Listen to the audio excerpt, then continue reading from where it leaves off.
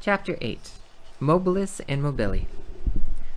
This forcible abduction, so roughly carried out, was accomplished with the rapidity of lightning. I shivered all over. Whom had we to deal with? No doubt some new sort of pirates who explored the sea in their own way. Hardly had the narrow panel closed upon me when I was enveloped in darkness. My eyes, dazzled with the outer light, could distinguish nothing. I felt my naked feet cling to the rings of an iron ladder. Ned Land and Council, firmly seized, followed me. At the bottom of the ladder, a door opened and shut after us immediately with a bang. We were alone.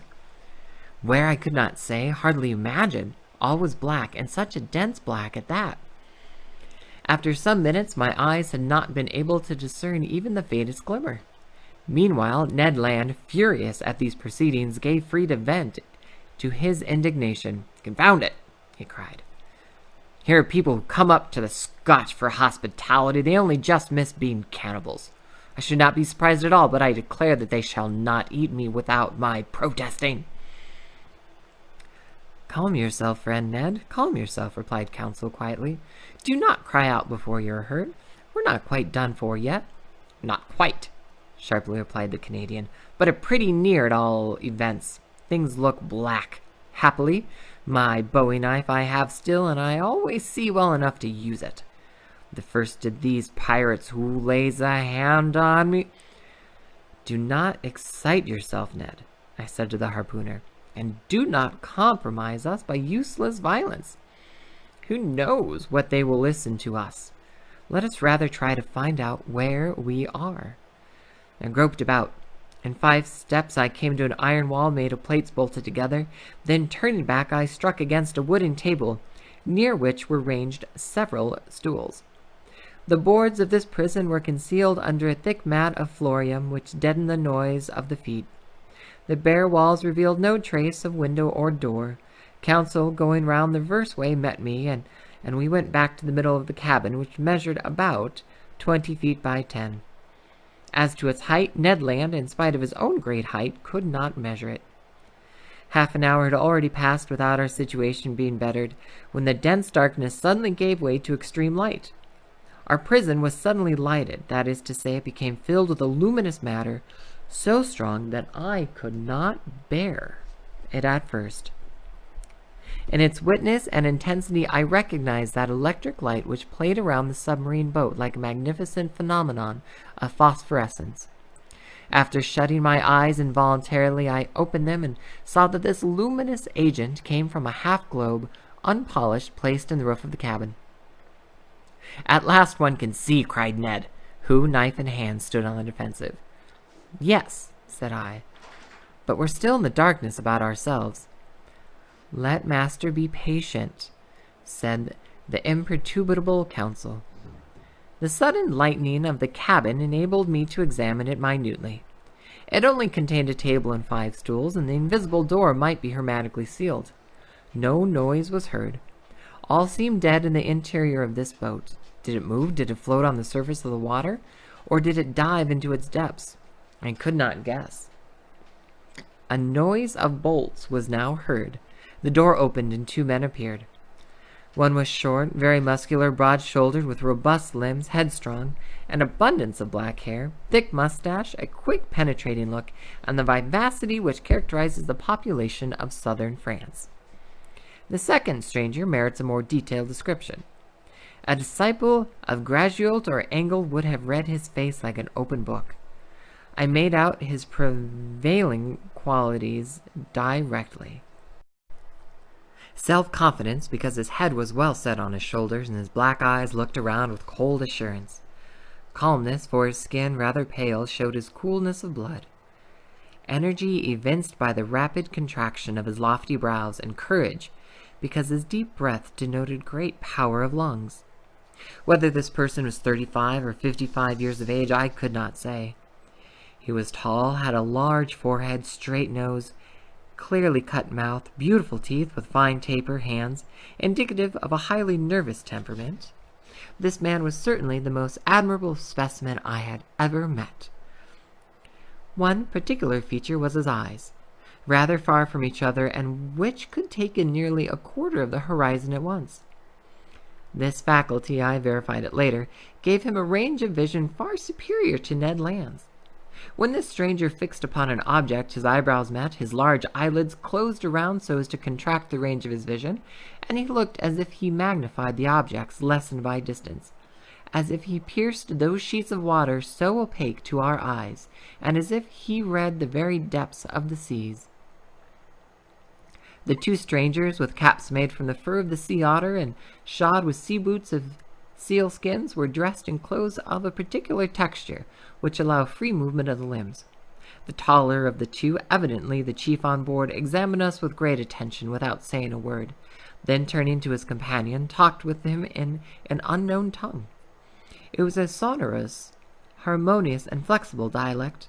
The vowels seemed to admit a very varied accentuation. The other replied by a shake of his head and added 2 or 3 perfectly incomprehensible words. Then he seemed to question me by a look. I replied in good French that I did not know his language, but he seemed not to understand me, and my situation became more embarrassing. Quote, "If master were to tell our story," said counsel, "perhaps these gentlemen may understand some words." I began to tell our adventures, articulating each syllable clearly and without omitting one single detail.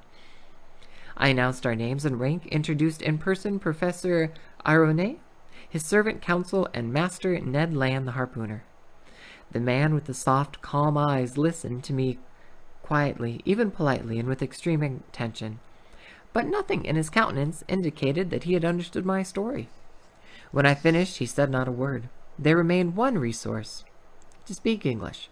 Perhaps they would know this almost universal language. I knew it as well as the German language, well enough to read it fluently, but not to speak it correctly. But anyhow, we must make ourselves understood. Quote, "Go on in your turn," I said to the harpooner. "Speak your best Anglo-Saxon and try to do better than I." Ned did not beg off and recommended our story. To his great disgust, the harpooner did not seem to have made himself more intelligible than I had. Our visitors did not stir. They evidently understood neither the language of Arago nor of Faraday. Very much embarrassed, after having vainly exhausted our philological resources, I knew not what part to take when counsel said, "If master will permit me, I will relate it in German." But in spite of the elegant turns and good accent of the narrator, the German language had no success. At last, nonplussed, I tried to remember my first lessons, and to narrate our adventures in Latin, but with no better success. This last attempt being of no avail, the two strangers exchanged some words in their unknown language and retired, the door shut. "It is an infamous shame," cried Ned Land, who broke out for the 20th time. "We speak to those rogues in French, English, German, and Latin, and not one of them has the politeness to answer." "Calm yourself," I said to impetuous Ned. "Anger will do no good." "But you see, Professor," replied our irascible companion, "that we shall absolutely die of hunger in this iron cage." "Bah," said counsel philosophically, "we can hold out some time yet." "My friends," I said, "we must not despair. We have been worse off than this. Do me the favor to wait a little before forming an opinion upon the commander and crew of his boat." "My opinion is formed," replied Ned Land sharply. "These are rascals. Good. And from what country? From the land of rogues."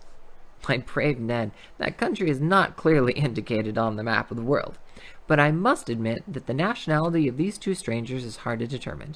Neither English, French, nor German, that is quite certain. However, I am inclined to think that the commander and his companion were born in low latitudes. That is southern blood in them. But I cannot decide by their appearance whether they are Spaniards, Turks, Arabians, or Indians. As for their language, it is quite incomprehensible." There is the disadvantage of not knowing all languages, and counsel, or the advantage of not having one universal language. As he said these words, a door opened and a steward entered.